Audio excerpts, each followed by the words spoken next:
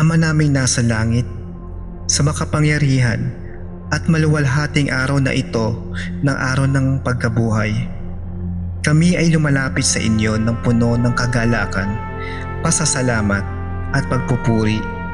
Ngayon, ipinagdiriwang namin ang muling pagkabuhay ng inyong anak, si Jesus, na bumangon mula sa libingan, nagtagumpay laban sa kasalanan at kamatayan.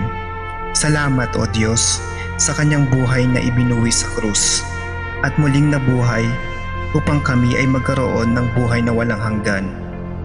Sa araw na ito, narinig namin ang mga salitang siya ay nabuhay, isang katotohanang nagpabago sa mundo at nagbigay ng pag-asa sa bawat puso naming nananampalataya. Panginoon, sa araw ng pagkabuhay na ito, kami ay namamangha sa inyong kapangyarihan. Ang libingan na dating puno ng dilim ay naging walang laman, at ang mga bato ng kawalan ng pag-asa ay inalis upang ipakita ang kanyang kaluwalhatian.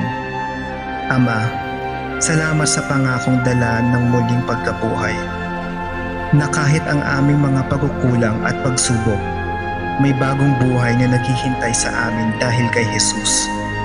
Tulungan mo kaming yakapin ang tagumpay na ito, hindi lamang bilang isang kwento ng nakaraan, kundi bilang isang buhay na katotohanan na gumagabay sa aming bawat araw.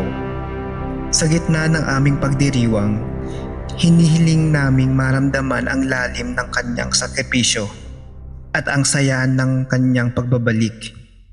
Ama, bigyan mo kami ng mga puso na puno ng pasasalamat, mga bibig na handang magpuri sa iyo, at mga kamay na handang maglingkod sa inyong ngalan. Ang muling pagkabuhay ni Jesus ay hindi lamang tungkol sa Kanya, kundi tungkol rin sa amin, na kami ay binigyan ng bagong simula, ng kapatawaran, at ng layunin upang mabuhay ng karapat-dapat sa inyong biyaya. Patnubayan mo kami upang maipakita ang kanyang liwanag sa aming mga pamilya, pamayanan, at maging sa mga hindi pa nakakakilala sa inyo. Panginoon, sa araw na ito, kami rin ay nananalangin para sa mga nawawalan ng pag-asa, mga dumaranas ng sakit, at mga nalulumbay. Naway marating sila ng balita ng muling pagkabuhay, nadala ang kapayapaan, ang pagbabago sa kanilang buhay, habang kami ay umaawit ng haleluya at nagagalak sa inyong tagumpay. Naway manatili kami sa inyong presensya na handang sundin ang inyong kalooban tulad ng ginawa ni Jesus. Ama, tulungan mo kaming mabuhay bilang mga saksi ng kanyang pagkabuhay, na may pananampalatayang matatag at pag-ibig na walang hanggan.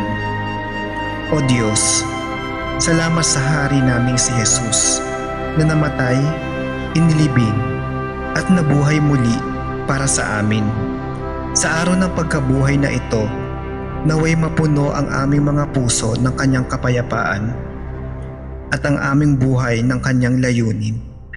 Patuloy mo kaming pangunahan sa landas ng katuwiran, upang sa bawat araw ay maibahagi namin ang kanyang tagumpay at ang inyong walang hanggang pag-ibig. Sa pangalan ni Jesus, ang aming nabuhay na tagapagligtas, kami ay nananalangin ng buong puso, kaluluwa at kagalakan. Amen.